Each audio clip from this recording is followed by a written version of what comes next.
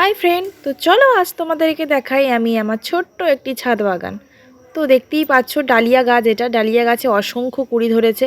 আর এই জানো তো, এই যে গোলাপ গাছটা যখন নিয়ে আসি একটা মাত্র কুড়ি ছিল, তো সেই কুড়ি ফুলটা ফোটার পরে সব ঝরে পড়ে গিয়েছিলো, মানে একটা গাছে পাতা ছিল না।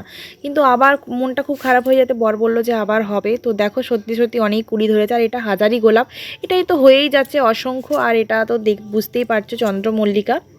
তো এটা গাঁদা। তো এই যে আমি শখ করে একটা টবে বর লাগিয়েছে ধনেপাতা। তো দেখো কত সুন্দর হয়েছে। তো এবছর আগের বছরের থেকে খুব ভালো পরিমাণে আমাদের মানে বেশি গাছও লাগানো হয়েছে ছাদে, আর অসংখ্য ফুলও হয়েছে, দারুণ। আর এই গাছটার কথা তো আর কিছু বলাই না, একটা ছোট গাছ কিভাবে ছেয়ে অসংখ্য ফুলে ভরে গেছে দেখো।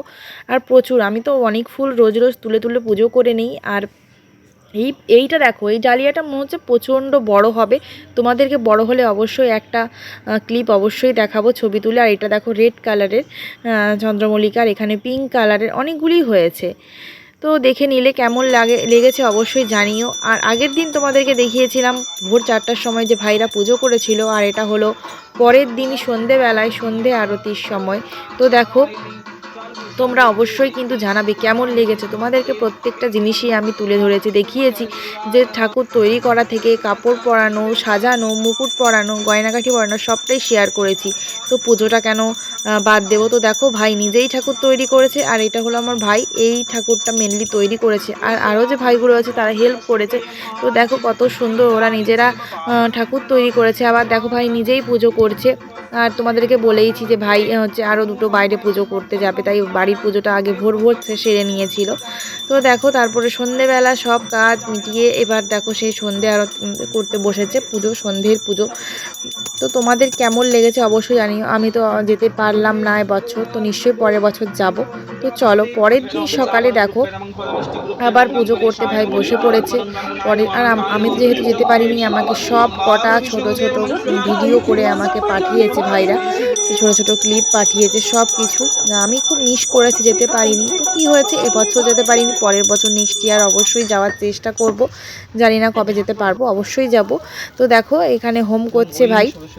তো হোম টোম শুরু হয়ে গিয়েছে। আর তারপরে দেখো ঠাকুরটা সত্যি খুবই সুন্দর লাগছে, মানে এত বড়, জানি না কেমন দেখাচ্ছে ফোনে, হয়তো ছোটই লাগছে, কিন্তু এটা সত্যি অনেক বড়। ঠাকুরটা অনেকই বড় করেছে এবছর। আর এবছরের ঠাকুরের মানে শাড়ি পরানো থেকে শুরু করে এ টু জেড খুবই সুন্দর হয়েছে। তো যারা যারা আমার আগের ব্লগে দেখেছে তারাও দেখবে আগের বছরের ঠাকুর কি তার আগের বছরের ঠাকুর। আর এবছরও তোমাদের সাথে শেয়ার করলাম, তো নেক্সট বার অবশ্যই শেয়ার করব পরের বারের ঠাকুরটা কীরকম হয়। তো তোমরা অবশ্যই জানাবে কোন ঠাকুরটা সবচেয়ে বেস্ট তৈরি লেগেছে তোমাদের কাছে, বেস্ট তৈরি হয়েছে সেটা অবশ্যই জানাবে। ছোট ছোট ভাইয়েরা যে তৈরি করেছে এটাই অনেক, তাই না? তো কেমন লেগেছে অবশ্যই জানাবে কমেন্টের মাধ্যমে। আর কারা কোথায় কোথায় ঠাকুর দেখতে বেরিয়েছো সেটাও জানাবে। আর কোথায় কোথায় কেমন ঠাকুর তৈরি হয়েছে সেটাও জানাবে। তো চলো দেখতে থাকো আমার ভিডিওটা।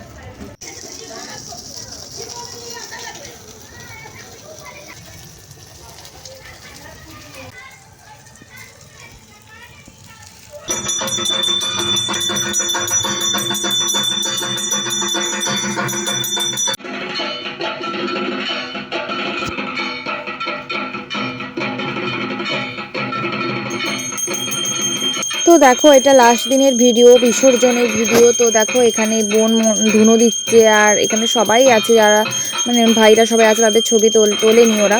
তো দেখো এখানে লাস্ট পুজো হচ্ছে সকালবেলা, এবার বিসর্জনের সময়।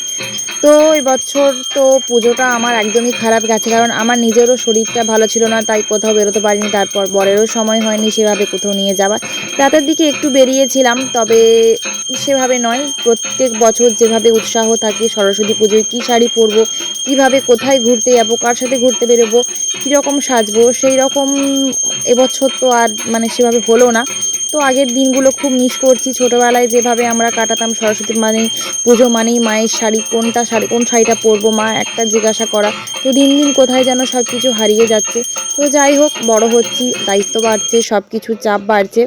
তো অবশ্যই এগুলো মিস করছি, কিন্তু না, সব কিছু তো আর ফেলে চলে এলে হবে না। তো প্রতি বছরই আমরা ঘুরতে বেরোই সবাই মিলে, তো এবছর হলো না, নেক্সট ইয়ার অবশ্যই হবে। তো তোমরা অবশ্যই কমেন্ট করো কারা কারা মায়ের শাড়ি পরতে সরস্বতী পুজোয় কারা কারা পরো, আর কার কার ভালো লাগে মায়ের শাড়ি পরতে অবশ্যই জানিও। তো দেখতে থাকো আমার পুরো ভিডিওটা, আর এই ভিডিওটা লাস্ট পর্যন্ত দেখো, অবশ্যই কমেন্টের মাধ্যমে জানিও, আমি বারবার বলছি কেমন লেগেছে তোমাদের।